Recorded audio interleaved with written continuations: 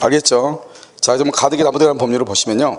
이것은 여러분요, 우리가 이제 나중에 채권법에서 뭐하고 똑같냐면, 이거하고 똑같아요. 환매하고 동일해요, 환매. 알죠? 그래서 환매까지 한꺼번에 설명을 해요, 여기에서. 알죠? 그래서 나중에 임대차에서 환매를 별도로 설명하잖아요. 왜냐면 여기에서 설명을 해야 가능한 것이기 때문에요. 우리가 이제 돈을 빌리는 방법은 두 가지가 있어요. 돈을 빌리는 방법. 하나는 뭐냐면, 이렇게 갑이라고 하는 사람이 5억짜리 건물 있죠. 이것을 을한테요, 2억을 빌리는 거죠. 을한테요. 그래서 을한테 빌리면서 을한테요, 가등기를 해주는 경우가 있어요. 이것을 뭐란다? 가등기 담보라고 얘기하고요. 돈을 빌리면서 갑이요, 이 집에다가 을한테요, 소유권 이전 등기요. 소유권 이전 등기를 해주는 경우가 있어요. 이것을 우리 뭐란다? 양도 담보다 이렇게 얘기하는 거예요. 그러면 여기서요, 우리가 2억이죠? 이것을 뭐란다? 소비대차라고 해요. 우리가 돈 빌리는 것을 소비대차 이렇게 얘기하죠? 그럼 봐봐요, 여기요. 소유권 이전 등기가 되어 있죠. 우리 보통 어떡하죠? 등기가 되어 있으면 소유자라고 하죠. 그런데 여러분요, 등기가 있다고 해서 무조건 소유자가 되는 거 아니에요. 민법에는 15가지의 계약이 있거든요. 15가지. 민법에는. 그런데 그 15가지 조문에 보면은 증여계약이 있고, 매매계약이 있고, 교환계약이 있고, 그 다음에 임대차 계약, 소비대차, 그 다음에 또 뭐죠? 사용대차, 뭐 여러 가지가 있단 말이죠. 무조건 등기했다고 해서 소유자가 되는 게 아니에요.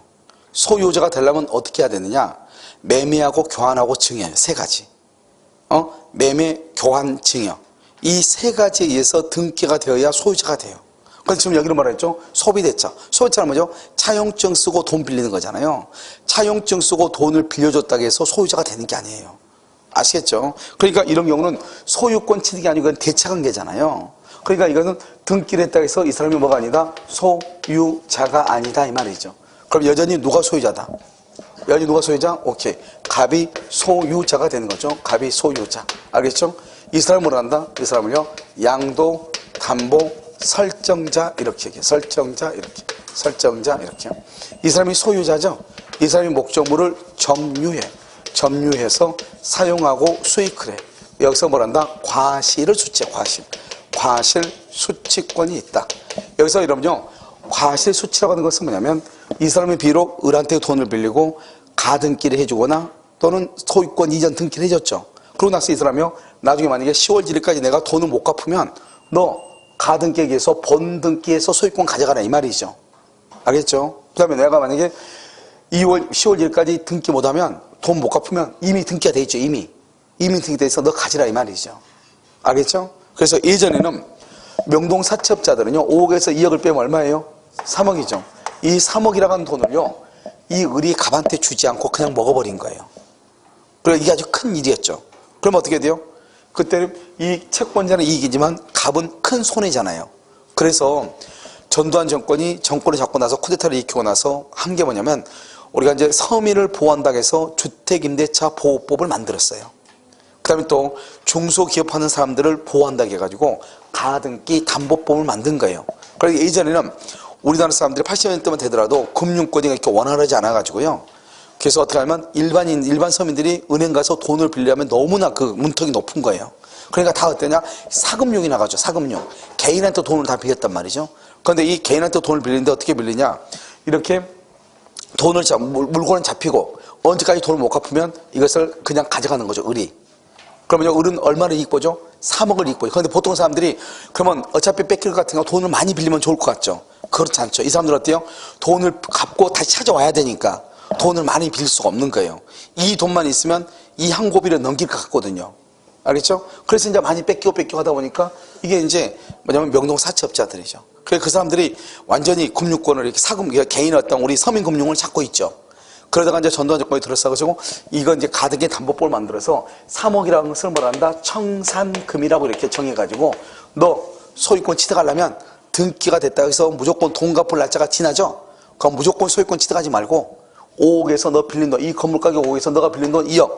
차이가 얼마죠? 3억 주고 소유권 취득하라 이 말이죠. 이렇게 법을 바꿔버린 거예요. 그러니까 이 사람들이 이제 그걸 하려고 한다 안 한다? 안 하죠. 이길 수 없죠. 그러니까 이 사람들이 이제 뭘 할까? 고민하다가 나온 게 바로 우리요, 무 선생 나오죠. 무 선생. 이런 TV 보면 무 선생 나오잖아요. 그러니까 저축은행이라고 하는 거예요. 그래서 그 사람들이 이제 제3의 금융권으로 이렇게 탈바꿈하죠. 그래서 각종 지방에 보면 저축은행이 다 있잖아요. 그 사람들이 다 뭐냐? 그 지방에서 토들이죠. 한마디로 말하면. 그 사람들 그 지방에서 다 뭐죠? 돈 가지고 사채업자 했던 사람들이 이제요, 음지에서 양지로 이제 나오는 것이죠. 이해되셨나요? 그래서 이제 그 사람들이 법이라고 하는 것을 엎으면, 그래서 우리가 이자를 보면 개인 이자도 뭐죠? 은행권이 뭐죠? 저축은행 이자가 높아야 낮아요?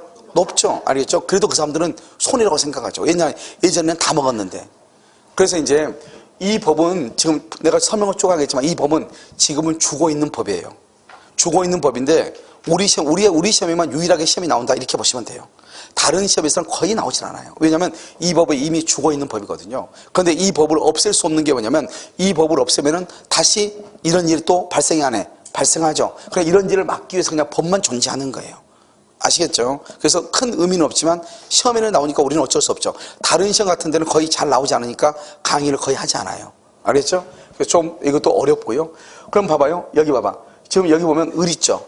을은 자기 앞으로 뭐가 돼 있어? 등기가 돼 있죠. 그러니까 제3자 병이 봤을 때는요. 제3자가 봤을 때는요. 누가 소유자처럼 보여요? 그래서 을이 소유자처럼 보이죠. 그래서 이 병이 여기서 등기를 딱 하잖아요. 등기. 그럼 이 사람이 선인 경우 소유권을 취득해요. 선이란 말은 이 등기가 이렇게 소비대차에 의해서 등기가 된 걸 안다, 모르고 등기를 받으면은 원래 우리는 내 앞에 있는 사람의 등기가 무효잖아요. 이 사람 등기는 말만 등기지 소유자가 아니잖아요. 그러면 우리나라는 공신의 원칙을 인정하지 않으니까 이 다음 사람은 무조건 소유권 취득을 못해야 되잖아요. 그런데 법에서 11조에서 법 제11조에서 여기 을이 앞으로 등기가 돼 있죠. 을은 소유자가 아니죠. 아닌데 을이 이걸 병한테 처분하죠. 그럼 병은 선인 경우 소유권을 취득한다 이렇게 딱 규정한 거예요. 알겠죠? 그래서 그러니까 한마디로 지금 뭐예요? 되도록이면 이런 짓 하라는 거요? 하지 말라는 게요? 하지 말라 이 말이잖아요. 이해되셨죠? 그 다음에 우리가요 이 사람이 갑이 계속 소유자인 거예요. 실질적으로는. 그런데 만약 이 사람이 돈 안 갚을 수 있잖아요. 진짜로. 돈 안 갚으면 어떻게 해야 돼요? 이 청산금에 여기서 말한다. 청산 절차라고 그래. 청산 절차를 거쳐야죠. 청산 절차를 거쳐가지고 을에게요. 을이 소유자가 될 수 있죠. 소유자가. 알겠죠? 나중에요. 그러면 청산 절차가 종료가 되죠. 종료가 되면은 모든 권리가 채권자에게 이전하는 거예요. 청산 절차가 종료되면. 그래서 이런 것들이 이제 처음 얘기하는 것이고 좀 있으면 이걸 가지고 또 설명을 해. 그런데 여러분 알아야 될 게 뭐냐면 돈 빌리고 가등기만 해줄 수 있고 소유권 이전 등기를 해줄 수 있다 이 말이죠. 소유권 이전 등기를 했다고 해서 소유자가 아니고 소유권 돈 빌리고 소유권 이전 등기가 된 것을 뭐라고 표현한다? 양도담보라고 얘기하고 가등기가 된 것을 뭐라고 표현한다? 가등기 담보라고 얘기해. 아시겠죠? 자 그러면 이제 두 번째 여기서요 또 돈을 빌리는 방법이 갑이 있고 이 사람 5억인 거예요. 여기요 2억 여기요 을이요 2억을 빌리는 거예요. 이 사람은 이제 깨가 생기는 거예요. 왜요?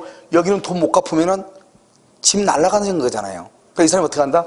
돈을 빌리는데 거짓 매매를 하는 거예요. 매매. 5억짜리를 2억 원에 매매를 하는 거예요. 돈을 빌리는데 매매를 해서 돈을 빌려. 알겠죠? 저기는 2억에 대한 이자도 줘야 되잖아요. 그래가지고 여기요 이 을한테 아예 물건을 인도하고 을 앞으로 등기를 해. 그럼 을이 뭐가 된다? 을이 소유자가 돼. 소유자. 을이 소유자가 된다 이 말이죠. 여기요 2억 원에 매매를 하죠. 그러면 어떻게 한다? 원래는 봐봐요. 소비대차로 돈을 빌리면 이자를 내야 돼, 안 내야 돼? 내야 되죠, 이자를. 나중에 여러분 이자 못 갚으면 경매 들어오잖아요. 그런데 여기는요, 2억 원의 매매 대금이니까 이자를 낸다, 안 낸다? 안 내죠. 이자 안 내도 되죠? 그 대신요, 의 을은요, 갑한테 돈 빌리고 이자는 못 받아.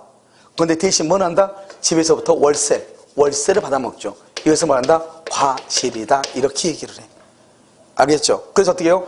이 이자와 과실은 다른 아무런 약정이 없으면 뭐라고 한다? 상계한 것으로. 상계한 것은 퉁친다 이 말이죠. 그러니까요 갑이 5억짜리 집을요 을한테 2억 원에 매매를 해. 알겠죠? 매매를. 그러면 이 을은요 집을 넘겨받아서 거기서 월세를 받아먹고 이자를 나한테 받는 대신 월세를 받아먹고 나는 대신 이자를 안 주니까 그러니까 부담이 있어 없어? 없죠. 그러면 5억짜리 2억에 팔았잖아요. 팔았는데 이것은 언제요? 부동산의 경우는 몇 년 안에? 5년 안에. 동산의 경우는 몇 년 안에? 3년 안에 다시 이것을 사오는 거야. 다시 사와. 내가 다시 사오는 거예요. 알겠죠? 갑이 을한테 다시 사와. 그것을 뭐라 한다? 이것을 환매라고 하는 거예요. 환매. 우리가 이러면요 순환한다 할 때 알겠죠? 팔고 다시 사오는 거예요. 그걸 환매라고 그래. 근데 어떻게 해서 팔고 어떻게 해서 하는 거죠? 매매를 통해서 돈을 빌리죠. 이것을 우리는 뭐란다? 그래서 매도 담보라고 하는 거예요. 매도 담보 이렇게. 그러니까 우리는요, 담보는 세 가지가 있죠. 하나는 가등기 담보, 하나는 양도 담보, 하나는 매도 담보 이렇게. 그럼 매도 담보는 뭐한다? 집을 팔고 다시 사오는 것이죠. 알겠죠? 상당히 좋은 제도이죠. 그래서 5년에 다시 사와. 그러면 이 환매의 경우는 어떻게 하는 것인가? 자, 지금부터 봐. 이렇게. 그래서 환매는 우리 시험에 가끔 나와. 알겠죠? 매년 안 나오고 2년이나 3년에 꼭 한 번씩 나와. 알겠죠? 이것도 들어가니까 시험 보면. 자, 1번 갑이에요. 갑이 을한테 팔아. 을한테. 갑이 지금 을한테 팔았죠? 그럼 5년 안에 다시 사온다고 하는 것이 등기부에 나타나야 돼? 나타나지 않아야 돼? 나타나야죠. 그럼 봐. 여기서 이렇게 하는 거예요. 여기 2번이죠. 여기 2, 1 이렇게. 그래서 뭐한다? 여기요. 여기 갑이 다시 사와야 되겠죠. 여기다 이렇게 갑에서 여기요. 환매 특약 이렇게. 환매 이렇게 등기를 해. 그러면 여기 뭐죠? 여기는 이미 1번이고 여기는 등기부가 2번이죠. 그 다음에 여기요. 2죠. 2, 1이죠. 그러면 여기 2번 똑같은 거죠. 여기 의의 일을 이걸 무슨 등기를 한다? 그래서 무슨 등기? 주등기. 이걸 무슨 등기? 부기등기, 부기등기 이렇게 얘기하는 거잖아요. 그러면요, 여기서 환매할 때 뭐를 하느냐? 여기서 존속기간, 기간을 등기해. 기간. 그럼 기간은 봐봐요. 기간은 어떻게 하냐? 부동산은 5년이고 동산 3년인데 무조건 5년 3년이야. 그게 아니고 당사자 간의 합의로 정해. 내가 몇 년 안에 다시 찾아오겠다. 알았죠? 그걸 여기다 등기를 하는 거야. 기간을. 근데 아무 말이 없죠. 그러면 부동산을 몇 년? 5년. 동산을 몇 년? 3년으로 보는 거예요. 그런데 5년, 3년 안에서 두 사람이 합의를 해. 알겠죠? 그런데 이것은 만약에 기간을 정하지 않으면, 기간을 뭐 하지 않으면, 정하지 않으면, 몇 년을 본다? 5년. 몇 년을 본다? 3년으로 봐. 5년, 3년으로 봐. 그런데 이 기간은 다시 뭐 하지 못한다? 아주 중요해. 연장 못해, 연장. 이게 가장 시험이 잘 나와. 한 번 기간을 정하면 연장을 못해. 그래, 기간을 잘 정해야 되겠죠. 내가 3년을 딱 했어. 근데, 돈이 안 될 것 같아. 그럼 1년 더 연장해달라. 된다, 안 된다? 안 돼. 기간 연장 안 돼. 무슨 말이었죠? 이게 중요해. 기간 연장을 절대로 못해. 그러니까 잘해야 되겠죠. 알겠죠? 그 다음에, 여기다가 환매 대금. 환매 대금을 여기다 등기를 해야 돼. 여기 아니다가. 알겠죠? 어떻게? 지금 매매 대금 얼마죠? 매매 대금 얼마야? 매매 대금 2억이죠. 매매 대금에다가 매매 비용을 포함해. 이것을 환매 대금이라고 그래. 이 환매 대금은 아무런 약정이 없으면 매매 대금 2억에다가 비용이에요. 그럼 여기 비용이 뭐예요? 여러분 생각을 해봐. 을을 생각해봐. 을은요, 일단 매매를 했죠. 서류상으로는 을이 집을 산 것처럼 보여. 그러니까 을 앞으로 뭐를 해야 돼? 등기해야 돼. 그럼 무슨 비용이 나와? 등기 비용. 알겠죠? 그러면 이 사람은 등기했으면 소유권 취득했다 이 말이죠. 그럼 취득세가 나와.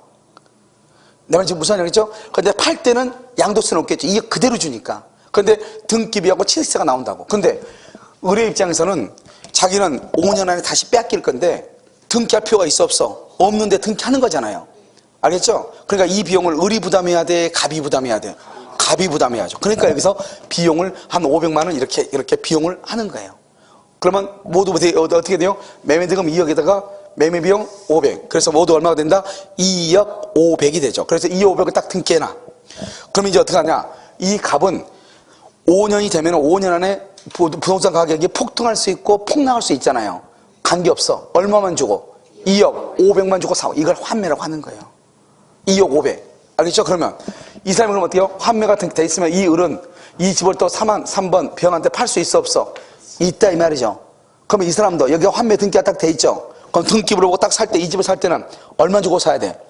2억 500 주고 사야지. 멍청하게 5억이라 해서 5억 주면 난리가 나는 거죠. 얼마밖에 못 받아 자기는. 아무튼 이 집이 이 병이 을한테 얼마 주고 사든 관계없이 돈은 2억 500밖에 못 받아. 알겠죠? 2억 500. 그러니까 이 사람도 2억 500이 사겠죠. 알겠죠? 그러고 난 다음에 어떻게 한다? 이제 갑이라는 사람이 5년 안에 다시 이걸 사오겠죠. 그러면 얼마 주고? 2억 500 주고 현재 등기부상 소유자한테 갑이 이렇게 다시 사오는 거예요. 얼마나 주고?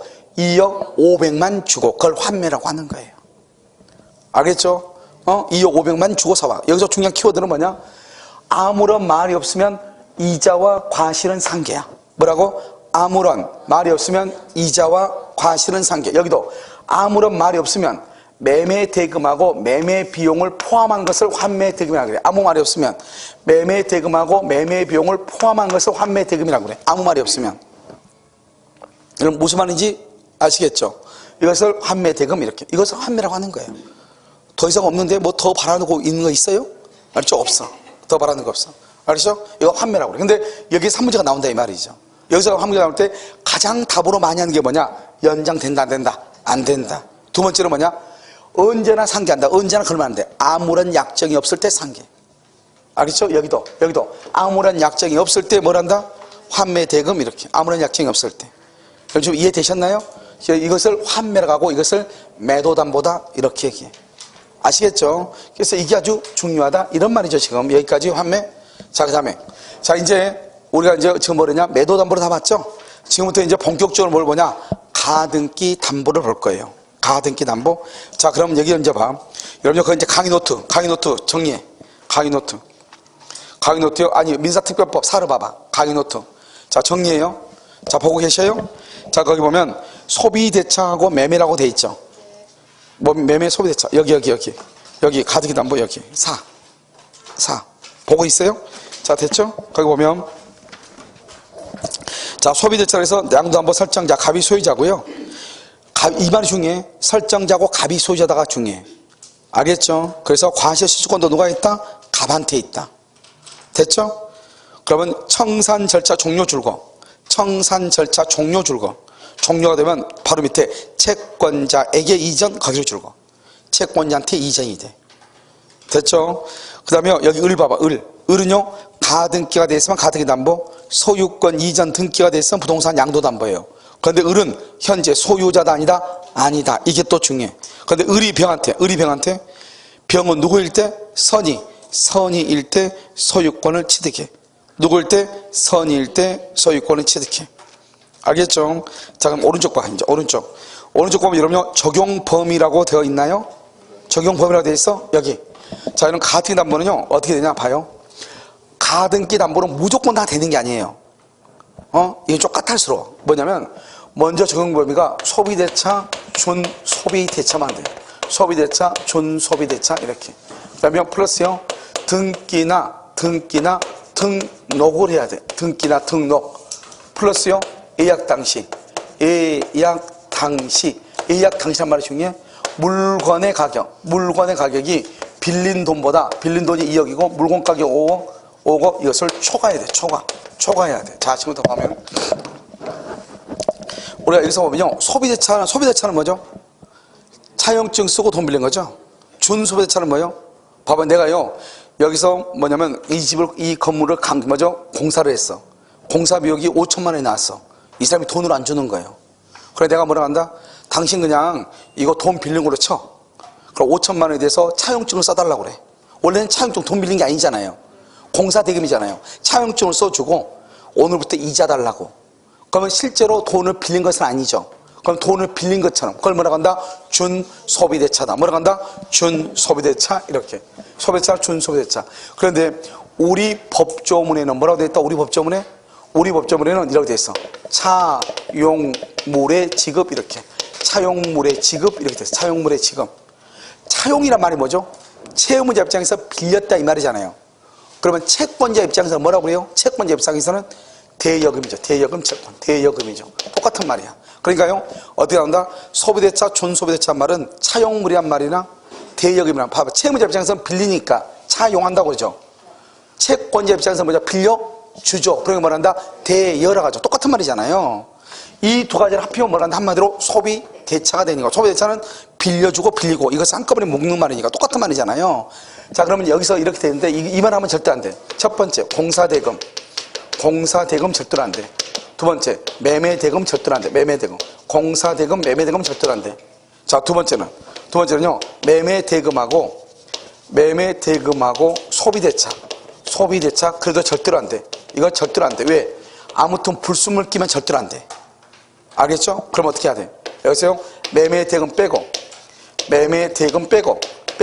여기 소비대차만 남아. 그러면 그때부터 적용이 돼. 그러니까 여러분 우리가 가등기 담보는 한 가지 중요한 게 뭐예요? 아주 순수 혈통을 자랑해. 배경민족이에요. 알죠? 소비대차, 좋은 소비대차 빼고는 절대로 안 돼. 그러면 여러분요, 가등기 담보등이라는 법률이 시험이 나오잖아요. 그러면 의외로요, 정답이 1번일 가능성이 아주 많아. 다음 주에서 받는 거 틀린 것은 가등기 담보법은 공사대금에 대해서도 적용된다. 이렇게. 그게 가장 잘 나와. 공사대금, 매매대금. 된다, 안 된다? 안 돼. 오직 뭐만 된다? 소비대차, 준 소비대차만 된다. 이게 아주 중요하단 말이죠. 알겠죠? 자, 그럼 두 번째는 좀 뭘 해야 돼? 등기나 등록을 해야 돼. 여러분, 등기나 등록을 못 하는 게 있어. 뭐가 있어? 등기 등록 안 하는 게 있어. 뭐가 있어? 동산 등기 등록 안 하잖아요. 채권도 등기 등록 안 하잖아요. 알죠? 이것은 안 되는 거예요. 그런데요, 우리가 뭐냐면, 동산이 뭐죠? 등기를 하는데도 적용이 안 되는 것도 있어. 등기하는데도 적용 안 되는 거. 뭐가 있죠? 등기하는데 적용 안 되는 거? 이게 있어. 뭐가 있어? 우리요, 보면요, 질권, 저당권, 전세권. 질권, 저당권, 전세권을 뭐 한다? 등기하죠? 등기하는데 이것은 민법이 적용이 돼요. 민법. 우리 민법이 적용되고, 여기요, 가등기 담보법. 가등기 담보법은 적용이 된다, 안 된다? 안 돼. 그래서 여러분요, 시험에 뭐가 나냐, 시험에? 여기요, 죄송해요, 전세권이 시험에 한번 났어. 전세권은 가등기 담보법이 적용되는 것이 아니다. 뭐가 적용된다? 민법이 적용되는 것이다. 이런 말이에요. 민법. 알겠죠? 뭐가 적용돼? 민법이 적용된다. 이렇게. 자, 그 다음에 여기 보면 예약 당시 여러분 생각을 해봐. 여러분 봐요.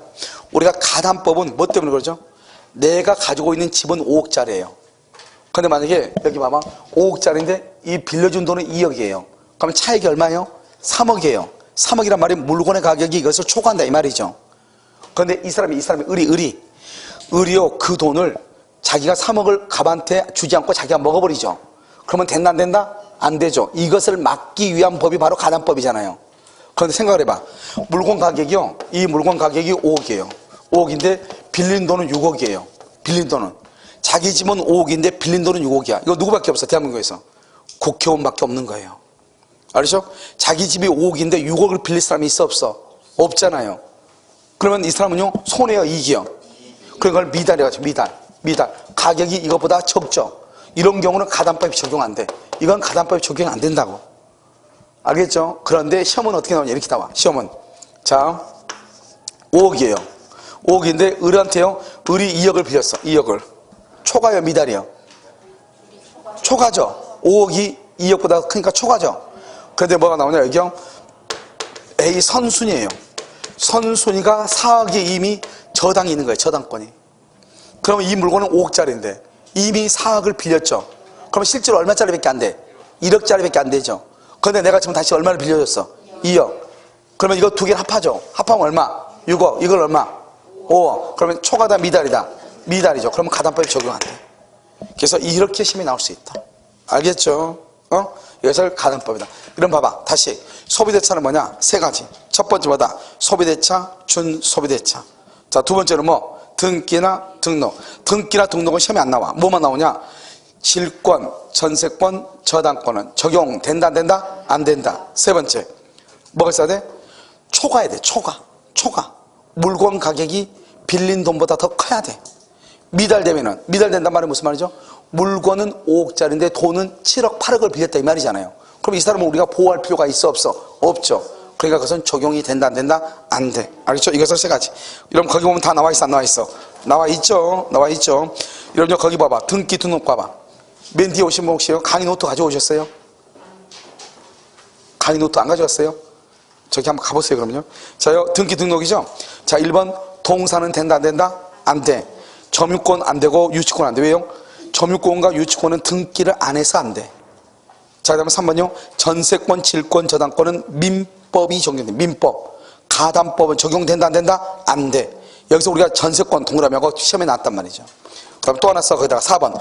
우리 시험에 나왔는데, 우리 시험이 나왔나? 우리 시험에 나왔어요. 4번. 고려청자 써봐. 고려청자는 뭐예요? 등기 등록한다, 안 한다? 고려청자 등록이 안 해. 안 하죠, 문화재. 등록 안 하잖아요. 옆줄 긋고 X. 그래서 이렇게 나왔단 말이죠. 이러면, 고려청자 4억짜리 고려청자에 대해서 2억을 빌렸다. 이렇게 나왔어. 그럼 마치 초과인 것처럼 보이지만, 고려청자는 동산이죠. 등기 등록한다 안 한다? 안 하죠. 그래서 적용이 안 되는 거예요. 이해되셨죠 지금? 자, 그 다음에 예약 당시 돼 있죠? 5억에서 2억을 빼면 초과죠? 적용되고, 5억에서 6억이면 미다니까 적용 안 되고, 5억에서 2억을 빌렸는데 선순위가 얼마가 있어? 4억. 그러면 두 개를 합하자 한다 했죠? 선순위 합해. 그러면 뭐다? 미달이죠. 적용된다 안 된다? 안 돼. 이렇게 됐죠? 자, 그러면 다시 여기. 그래서 여러분요, 여기는 지금 여기는 우리가 이제 채권법에서 배우는 것이고, 여기서 이것은 세 가지는 암기해야 돼. 아시겠죠? 그 다음에 이제 뭐냐면 이것은 암기할 필요는 없는데 방법이에요. 방법. 우리가 이제 소유권을 취득해 가는 방법 두 가지가 있어. 하나는 뭐냐? 봐. 갑이요, 건물이 5억짜리죠. 이 5억짜리 을한테요 2억을 빌렸죠. 2억을 빌렸죠. 그러면요, 이 을이 돈을 2억을 받는 방법이 있죠. 어떻게 하면 되죠? 이미 건물 5억짜리다가 2억을 빌려줬죠. 그러면 이 사람이 어떻게 한다? 가등기가 됐으니까 자기가 이걸 먹을 수도 있죠. 내가 먹을 수 있잖아요. 이 을이 직접 소유권을 취득해. 직접 소유권을 취득하는 것을 다른 말로 뭐라 한다? 이것을 귀속청산이다. 이렇게 얘기해. 귀속이란 말이 뭐예요? 귀속. 나한테 속한다. 응? 여러분 혹시 이따 집에 가는가? 그걸 뭐라고 그래? 귀가한다고 하죠? 다시 돌아가는 거. 이게 봐요. 이게 나한테 속하는 귀속이라고 그래. 그러니까 내가요, 5억에서 2억을 빼면 얼마가 돼? 3억이죠. 이 3억을 주고 내가 소유권을 취득한 걸 귀속이라고 그래. 그런데 그러면 3억이라고 하는 청산금이 있어야 될 거 아니에요. 또는 내가 아무리 돈이 많아도 이 건물이 나한테 필요가 없는 경우가 있어 없어? 있죠. 그럼 나는 뭐만 받으면 돼? 돈만 받으면 되죠. 돈. 그럼 뭐 하면 돼? 이 집 경매에서 돈 받아가야지. 무슨 말인지 알겠죠? 그래서요, 여기서 보면 여기 여러분 어디로 보시면 맨 밑에, 왼쪽 맨 밑에 봐봐. 청산 방법이라고 돼 있죠. 자, 봐봐. 12조에서 뭐라고 돼 있냐? 이렇게 봐봐. 이거 봐. 여기 보라고. 채권자가 선택을 해. 선택. 누가 선택한다고? 우리 시험에 채무자가 선택한다고 돼 있다니까. 알겠죠? 채권자가 선택을 해. 그래서 선택할 때 어떻게 선택한다? 이렇게요. 하나는 무슨 청산? 귀속청산이 있고, 하나는 만다 경매를 하는 거예요. 경매는 뭐죠? 내가 이 집 팔아가지고 2억 받아가겠다 이 말이죠. 이해되셨죠? 여기요, 귀속청산은 뭐죠? 귀속, 나한테 속한다 이 말이죠. 나한테 속한다. 알겠죠? 여기 한번 봐봐.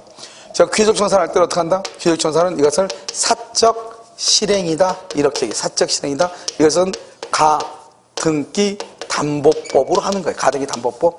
경매는 뭐죠? 경매는 팔아가지고 돈 받는다 이 말이죠. 파는 거다. 내가 팔아요? 법원이 팔아요? 법원은 사적이에요? 공적이에요? 그것을 공적 실행이다. 이렇게 공적이다. 이걸 뭐죠? 팔아서 하는 거예요. 팔아서 파는 걸 뭐라고 얘기해요? 처분. 그렇죠. 처분 청산이다. 처분해서. 그래서 이것을 뭐다? 민사 집행법, 민집법에 있는 거. 민집법. 그죠? 우리 지금 무슨 법 배우고 있어? 가등기 담보법 배우고 있잖아요. 가등기 담보법. 그러니까는 귀속청산이 시험에 나오겠어? 경매가 시험에 나오겠어? 그 정도는 눈치가 있어야 되죠. 알죠? 그래서 귀속청산이 시험에 나오는 거예요. 여러분 이해되셨죠? 귀속청산이 시험에 나와. 이해됐나요? 다시. 방법은 두 가지다. 귀속청산은 뭐죠? 내가 빌려준 건물 가격은 5억인데 빌려준 돈은 2억인데 나머지 차익이 얼마다? 3억이죠. 3억 주고 그거 내가 그냥 가져버리는 거. 그걸 귀속이라고 그래. 귀속 뭐죠? 내가 개인적으로 하죠. 사적이라고 그래. 사적. 개인적으로 한다 이 말이죠. 그런데 내가 이 건물이 필요가 없거나 내가 돈 3억이 없을 수 있죠. 그럼 돈 3억 없으면 그럼 어떡할 거야? 그럼 팔아가지고 경매에서 돈으로 받아야 되겠죠. 그걸 말한다? 팔죠. 그걸 말한다? 처분한다. 개인적이다? 공적이다? 이렇게 얘기해. 무슨 말인지 아시겠죠? 자, 이렇게 하고 그 다음에 이제 우리가 용어를 정리해야 돼. 용어 잠깐. 자요, 우리가 이렇게 돼 있죠. 이걸 갑을 채무자가 아니야. 채무자 등 이렇게 얘기해. 채무자 등 이렇게. 아시겠죠? 자, 그 다음에 봐봐. 여기 을이죠. 을을요 가등기 담보권자다 이렇게 얘기해. 됐죠? 이 사람을 기준으로 해. 가등기 담보를 기준으로 해서 위에 있는 사람, 위에 A 근저당 이 사람 뭐죠? 밑에 있어 위에 있어? 이것을 선순위 권리자다 이렇게. 선순위다 이렇게. 여기 B가요 저당권이 있어. 이 사람보다 밑에 있죠. 이 사람을 뭐라 한다? 이 사람을 후순위 권리자다 이렇게 얘기해. 됐죠? 자, 그러면 이 건물이 얼마짜리다? 이 건물이 5억짜리야. 5억짜리. 이 사람 1억이고 이 사람 2억이고 이 사람 1억이다 이 말이죠. 그럼 원래 청산금을 정할 때는 청산금을 정할 때는 건물이 얼마짜리다? 5억. 5억에서 하면 2억을 빼. 가등기값만 빼. 그럼 얼마다? 3억. 3억이 청산금이라고. 청산금. 청산금은 물건의 가액에서 채권을 빼는 걸 청산금이라고 그래. 그냥 그대로 읽으면 돼. 물건의 가액에서 채권액을 뺀 거. 근데 문제는 뭐다? 여기에 지금 누가 있어? 누가 있어? 누가 있어? 선순위가 있죠? 선순위가 있죠? 선순위가 있을 때는 어떻게 하냐? 이 두 개를 합해서 빼. 이것만. 선순위 딱 여기서 한 번만 써. 위가 이렇게 있을 때, 이렇게 있을 때 이걸 합해. 합하면 얼마가 돼? 5억에다가 3억 빼면 얼마가 돼? 청산금 얼마? 2억. 이것만 딱. 선순위가 있을 때는. 근데 있는 고전 시험에 잘 안 나올 거예요. 복잡하니까. 문제는 후순위 것은 포함한다, 안 한다? 안 한다. 그래서 우리 시험에 뭐라고 나왔냐? 이렇게 나왔어. 청산금을 정할 때 후순위 권리자의 채권액도 포함한다. OX, X란 말이죠. 청산금을 정할 때 건물에 존재하는 모든 채권액을 포함한다. OX, X. 우리 시험에는 모든 것을 포함한다. 그래서 틀린 것으로. 모두를 포함하는 것이 아니고 뭐만 포함한다? 선순위만 포함하고 후순위는 포함한다, 안 한다? 안 한다. 이런 말이죠. 근데 왜 이렇게 대답을 잘하는 거죠, 근데? 알죠? 지금까지요, 중에서요, 대답 제일 가득 담보가 엄청나게 어려운 법인데요? 진짠데요? 대답 잘한 것은 국내 최초인가 여러분이 최초인 것 같아요. 알겠죠? 자, 용어 정리. 자, 누구냐? 갑을 뭐라 한다? 채무자 등 박스에. 채무자 등 그걸 박스 했어요? 그래서 채무자 등은 누구냐? 채무자, 물상보증인, 담보 가등기 후 소유권을 취득한 사람이요. 그걸 뭐라 한다? 한마디로 제3취득자라고 그래. 이걸 합해서 뭐라 한다? 채무자 등 이렇게 얘기해. 자, 그 다음에 의리 누구죠? 의리, 가등기, 담보, 권자. 이걸 기준으로 되어 있죠? 위를 뭐라 한다? 선순위. 밑을 뭐라 한다? 후순위라고 그래. 후순위. 그래서 후순위 권리자 줄 긋고 써. 밑에다가. 후순위 권리자 줄 긋고 써. 청산금 결정 시 포함 X 이렇게. 포함 X 이렇게. 청산금을 결정할 때 포함한다, 안 한다? 안 한다. 이게 중요해. 그 다음에 선순위 봐봐. 선순위. 청산금 결정 시만 포함. 청산금 결정 시만 포함해. 더 이상 그리고 딱 끝이야. 선순위는 딱 한 번. 됐죠? 자, 그 다음에 봐. 밑에 청산 절차 있죠? 청산 절차에다 써. 뭐라 썼냐? 채권자가 선택. 채권자가 경매할 건지 기소할 건지 채권자가 선택해. 채무자 선택하면 난리가 나. 우리 시험에 채무자가 선택한다. 틀린 거 나왔다고. 누가 선택해? 채권자가 선택을 해. 됐죠? 이게 이제 끝이야. 이제 다 됐어. 자, 이제요, 여러분요, 가등기 담보가 여기까지가 뭔지 아세요? 우리가 이제 진짜 배기를 지금 해야 되는데 간단하게 그걸 하기 전에 여기까지가 가등기 담보법이라고 하는 법을 공부하기 위해서 기본적인 지식이에요. 이걸 알아야 지금부터 여기서 이걸 되는 거예요. 이건 돼. 이건 되게 간단한데. 그러니까 가등기 담보가요, 쓸데없이 너무 복잡한 것이에요. 알겠죠? 자, 그럼 봐봐요. 일단 변제기 후 그러면 청산금을 채무자 등에게 통지를 해. 통지하고 몇 개월? 2개월이 지나. 그럼 어떻게 한다? 여기서요, 청산금을 지급해. 청산금을 지급하고, 그 다음에 가등기 담보는 무슨 등기라고? 본등기를 하고, 양도담보. 이러면 이제 여기서부터 이제 조심해야 돼. 양도담보는 어떻게? 즉시로 소유권을 취득해. 잘 봐. 그럼요, 맨 끝을 한번 봐봐. 저 칠판의 맨 끝에. 뭐로 돼 있어? 가등기 담보는 뭐만 돼 있어? 가등기만 돼 있고. 맨 끝을 보라 했는데 왜 다 중간 보고 있어? 양도담보는 뭐가 돼 있어? 소유권 이전 등기가 되죠. 여기 봐봐. 양도담보는 이미 등기가 돼 있어. 이미 등기가 돼 있으니까 소유권 취득할 때 또 등기할 필요가 있어 없어? 그러니까 즉시로 소유권 취득하는 거예요. 가등기는 가짜 등기죠. 뭐를 해야 돼? 본등기를 해야 소유권 취득해. 이해됐나요 지금? 양도담보는 뭐가 다? 이미 뭐가 돼 있어? 등기가 되어 있어. 양도담보는. 가등기 담보는 이미 등기돼 있다 안 돼 있다? 안 돼 있죠. 아니 이미 등기돼 있죠. 양도담보는. 가등담보는 아직 안 돼 있죠. 이걸 두 개로 구별하라고. 됐죠? 그럼 봐봐. 자 여기 봐봐. 여기 이것이요 여기까지 봐봐. 여기까지 이것을 강행규정이라고 얘기해. 이런 강행규정이라는 말의 뜻이 뭐죠? 강행규정. 다른 것이 하나라도 있으면 돼 안 돼? 안 돼. 봐봐. 지금부터 여기서부터 시작해. 우리가 보통 가등기 담보로 시험에 나오니까 여기서부터 시작해. 본등기. 청산금 지급하고 본등기 하죠. 청산금 지급 없이 본등기. 그럼 돼 안 돼? 안 돼. 간단하죠. 2개월 기간을 정해야 되는데 2개월이 되기 전에 본등기해서 돼 안 돼? 안 돼. 통지하지 않고 본등기 돼 안 돼? 안 된다니까. 채무자 등은 뭐요? 채무자와 물상보증인 제3취득자죠. 한 사람이라도 누락. 여기 보면 한 사람이라도 누락되면 돼 안 돼? 안 돼. 여기 청산금을 통지를 해야 돼. 통지 안 하면 돼 안 돼? 안 돼. 변제기 훈대 변제기 전 그러면 돼 안 돼? 안 된다고. 이게 다 안 된다고. 여기서 하나라도 없으면 안 돼. 그러니까 이걸 암기하지.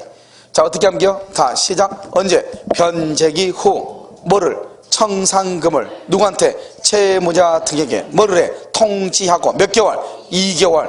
끝나면 어떻게 해? 청산금을 지급하고 본등기를 청구해. 이걸 암기해야 돼. 이거 하나를 보기 위해서 이 짓을 한 거예요. 알겠죠? 시험은 여기서 주로 나오는데 저기 있는 것들이 몇 개 지문으로 나올 수 있단 말이죠. 실제로 가등기 담보는 여기서만 시험에 나와. 알겠죠? 그럼 이걸 가지고 갑자기 얘기하면 이게 무슨 말인지 알 수 없단 말이죠. 그래서 가등기 담보는 별것도 아닌데 보통 학원에서 여기까지를 설명하지 않고 이것부터 설명하니까 어려워 보인 거예요. 알겠죠? 다시 뭐라고? 언제? 변제기 후 뭐를? 청산금을 누구한테? 채무자 등에게 어떻게? 통지 몇 개월? 2개월. 그 다음에 청산금 지급하고 뭐를 해? 본등기. 이거 하나만 끝이라니까. 그럼 그 다음부터 거꾸로 가는 거예요. 봐봐. 본등기 했는데 청산금 지급하지 않고 본등기 했다. 2개월 되기 전에 본등기 했다. 통지하지 않고 본등기 했다. 누락하고 누락시키고 본등기 했다. 청산금 통지 없이 변제기 전에 다 무효가 되죠. 그런데 봐봐. 하나라도 거치지 않으면 무효가 되죠. 무효인데 다시 절차를 처음부터 다시 거쳤어. 그러면 돼 안 돼? 돼. 알겠죠? 이게 문제야. 그럼 우리가 가등기 담보는 하나라도 절차를 누락시키면 무효. 그런데 다시 절차를 거치면 문제가 돼 안 돼? 안 되죠. 알겠죠? 봐. 2개월이 되기 전에 본등기를 했어. 그러면 무효. 다시 절차를 거쳐서 2개월이 되고 난 후에 본등기 했어. 그럼 그때부터 다시 유효. 아시겠죠? 이렇게. 자, 그 다음에 우리 이제 뭘 보냐면 여기 가등기 담보권자가 있고 여기 저당권자가 있잖아요. 이 사람은 1월 1일부터 6월 1일까지 돈을 빌려줬어. 이 사람은 1월 1일부터 10월 1일 날 돈을 빌려줬어. 그럼 봐봐. 가등기 담보권자는 언제 경매해야 돼? 언제? 6월 1일 돈 안 갚으면 경매해야죠. 이 6월 1일이 뭐죠? 6월 1일 돈 갚으라. 그것을 변제기라고 그래. 6월 1일 변제기잖아요. 6월 1일이 되고 난 후에 그럼 6월 10일 날 이 말이죠. 6월 10일 날 이렇게 해서 통지를 해. 통지가 7월 1일 날 통지를 했어. 그래서 이제 갑한테 통지가 도달했어. 그럼 몇 개월? 2개월. 그럼 언제? 9월 1일이 끝나죠. 그러면 청산금을 지급하고 본등기를 한다 이 말이죠. 알겠죠? 그럼 봐봐. 이 저당권자는 언제 경매해야 돼?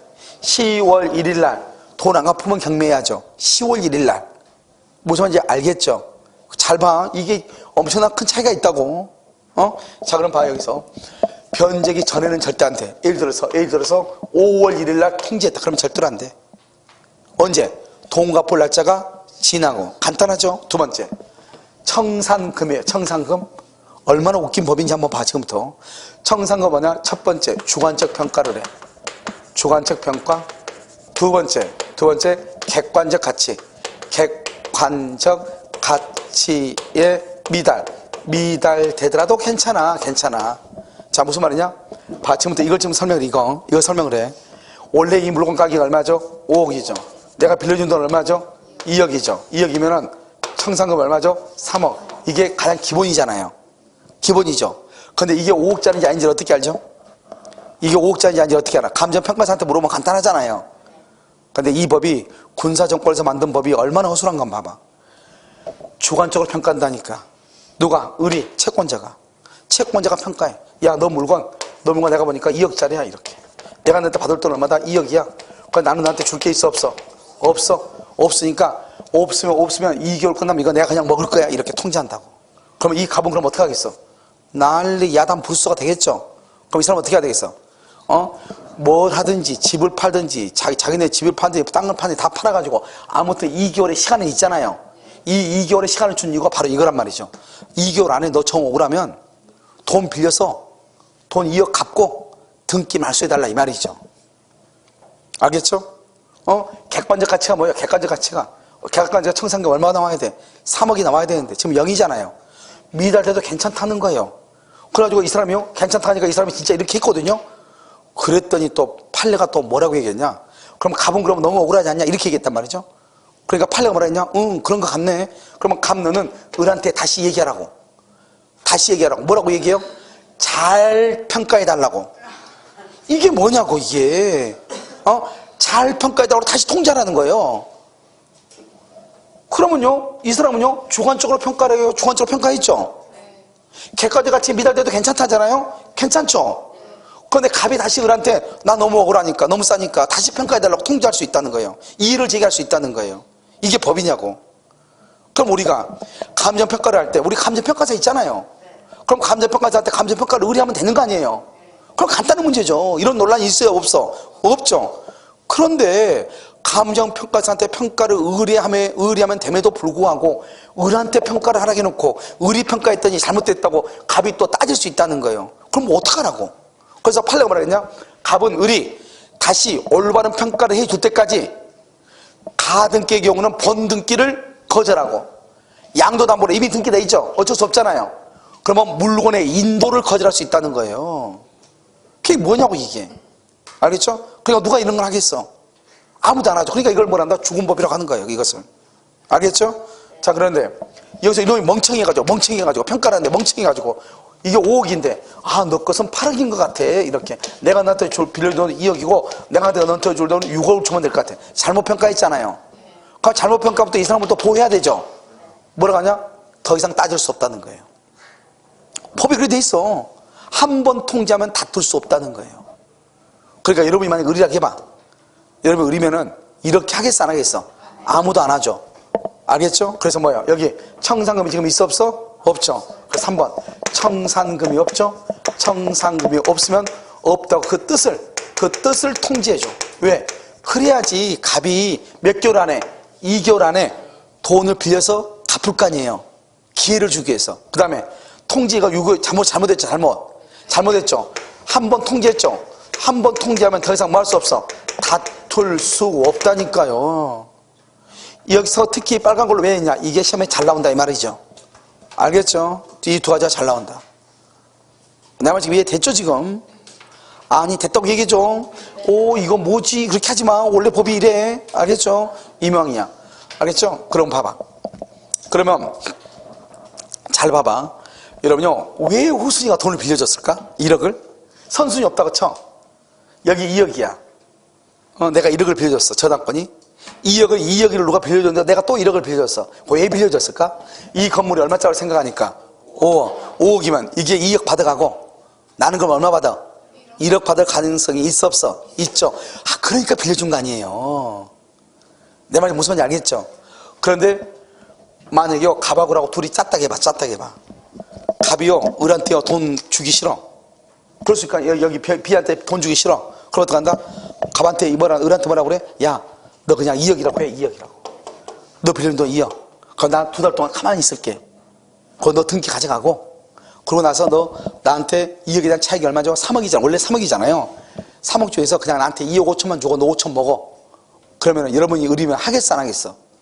안 해? 하죠. 5천 생기는데. 그렇지 않아요? 그러니까요, 얼마나 이익이에요. 이런 일이 있을 수 있어, 없어? 있죠. 이런 일이 있으면 그러면 후순위는 어떻게 돼? 톱박 쓰는 거잖아요. 이때 후순위를 보호해야 돼, 안 해야 돼? 해야 되죠, 후순위를. 근데 문제는 뭐냐면, 문제가요, 이 청산 절차가 9월 1일에 청산 절차가 끝나죠.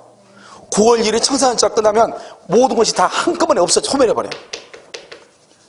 이 사람들 후순위 다 없어져 버려. 그럼 이 사람은 구제받을 시간이 있어, 없어?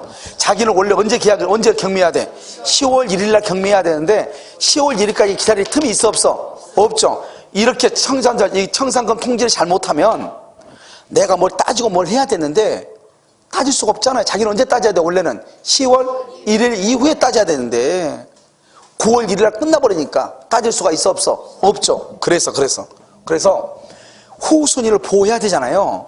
그래서 어떻게 한다? 채무자 등한테 통지하죠. 통지하면은 지체 없이 누구한테? 후순위한테 또 통지해줘. 후순위한테 뭐라고 통지해주냐? 청산금 없네 이렇게 통지해줘. 후순위 열받아, 안 받아? 열받죠. 그럼 후순위는요? 그러면 10월 1일까지 기다릴 수가 있어, 없어? 없죠. 그래서 후순위는 일단 9월 1일 되면 끝나버리잖아요. 그러니까 이 안에 뭔가를 얘기를 봐야 되잖아요. 그래서 여기서 나와 청산기간내 이렇게 2개월 안에 이 사람이 변제기 언제요? 후순위 변제기 언제예요? 변제기 언제예요? 10월 1일이죠. 변제기 전이라도 나 도저히 못 참겠다. 경매하자, 경매를 청구하는 거예요. 왜? 경매는 객관적 가격이죠. 그러면 우리가요, 가장 공정한 가격을 가장 공정하다고 보기는 힘들지만 그나마 그래도 공정한 가격은 사실 경매예요. 왜요? 경매는 하나의 물건을 가지고 여러 사람이 달려들어서 가격을 정하는 거잖아요. 알겠죠? 그리고 어떻게 보면 경매가 가장 공정하죠. 그래서 공정한 가격 한번 따져보자 이 말이죠. 그럼 경매하자. 나는 경매하면 이거 분명히 5억짜리다. 그럼 너 2억 가져가고 나 1억 가져가야 된다. 이렇게. 알죠? 그래서 경매를 청구해. 그러면 이 사람이 경매를 청구했다는 말이 무슨 말이야? 그러면 이런 절차가 잘 됐다는 겨, 못 됐다는 겨? 잘 됐다, 못 됐다? 못 됐으니까 경매 청구했을 거 아니에요. 그러니까 뭘 할 수 없다. 번등기를 청구를 못 해. 경매가 딱 들어오면 번등기 청구 못 하는 거예요. 경매 절차가, 이 절차가 좀 잘 됐다, 못 됐다? 못 됐다. 그래서 여러분, 후순위 3대 원칙 시험에 잘 나와. 자, 먼저 청산기간 내 변제기가 도래하기 전이라도 뭐 할 수 있다? 경매를 청구한다. 그럼 더 이상 무슨 등기 할 수 없다? 번등기를 할 수 없다. 다시 언제? 청산기간 내 변제기 도래 전이라도 경매를 청구해. 그럼 뭐 하지 못한다? 번등기를 청구할 수 없다. 여기서 가등기 담보라고 하는 거예요. 알겠죠? 어마무시 간단하죠? 이런 가등기 담보는 나중에 문제 몇 개 풀어보면 끝이에요. 자요, 자, 이제 강의 노트 정리해. 변제기 후죠? 전 안 돼, 전. 됐죠? 청산금은 주관적 평가, 객관적 가치에 미달돼도 된다. 이건 시험에 안 나와, 정답으로. 그 두 개 지금 별돼 있죠? 자, 청산금이 없어도 통지해야 돼. 청산금 통지하면 더 이상 다툴 수 없어. 이게 시험에 나와. 다시 뭐라고? 청산금이 없어도 통지하고 한 번 통지하면 다툴 수 없다. 자, 그 다음에 채무자 등 한 사람이라도 누락되면 된다, 안 된다? 안 돼. 몇 개월이다? 2개월. 그다 써 단축했어. 단축하면 절대로 안 돼. 단축. 2개월을 단축하면 안 된다고. 그 다음에 도달하고 몇 개월? 2개월. 만료되고 뭘 지급해? 청산금. 가등기 담보로 뭘 해야 돼? 번등기. 양도담보로 이미 등기돼 있으니까 어떻게 해? 즉시로 소유권 취득해. 됐죠? 근데 지체 없이 후순위 봐봐. 후순위한테는 어떻게 해야 돼? 청산기간 내 변제기 전이라도 경매 청구. 경매를 청구했다는 것은 절차가 잘 됐다, 잘못됐다? 잘못됐다. 그러니까 뭘 한다? 경매를 청구하면 뭐를 못한다? 번등기를 못한다 이 말이죠. 지금 이해됐어요? 이게 아주 중요하다 이 말이죠. 알겠죠? 별것도 아닌데. 자, 그 다음에 경매 봐봐. 경매. 여러분 여기다 잠깐 써야 돼. 경매 봐. 여기 경매. 자, 봐. 여기 이렇게 갑이 돼 있죠. 갑이 돼 있는데 을이죠. 의뢰한 사람이 여기 2월 1일날 가등기를 했어. 가등기 했는데 이건 5억짜리예요. 나는 2억짜리예요. 2억을 했어요. 근데요, 내가 가등기 했는데 이 집이 필요가 없어. 필요 있으면 내가 3억 주고 샀겠죠. 그러니까 이 사람이 뭐라냐? 5월 1일날 경매를 청구해. 경매를 청구해. 그럼 우리 법에 보면 뭐라느냐? 경매를 청구하면 가등기 담보는 저당권으로 본다. 이렇게 돼 있어. 저당권으로 본다. 경매가 되면 가등기 담보는 저당권하고 똑같이 보는 거예요. 여기서 문제. 언제부터 저당권을 본다? 2월 1일부터 저당권이다. 5월 1일부터 저당권이다. 언제부터 저당권을 본다? 언제부터? 2월 1일부터 저당권을 본다. 이런 생각을 해봐. 만약에 5월 1일부터 저당권을 본다 해봐. 그럼 여기에 얼마나 있겠냐고. 병, 정, 무도 있겠죠. 그렇잖아요. 3월 1일, 4월 1일 있겠죠. 그런데 내가 가만히 있으면 나는 2월 1일 1번인데 좀에 뭐 안다고 경매총 가면 꼴찌가 돼버리면 돈 받을 수 있어 없어? 없죠.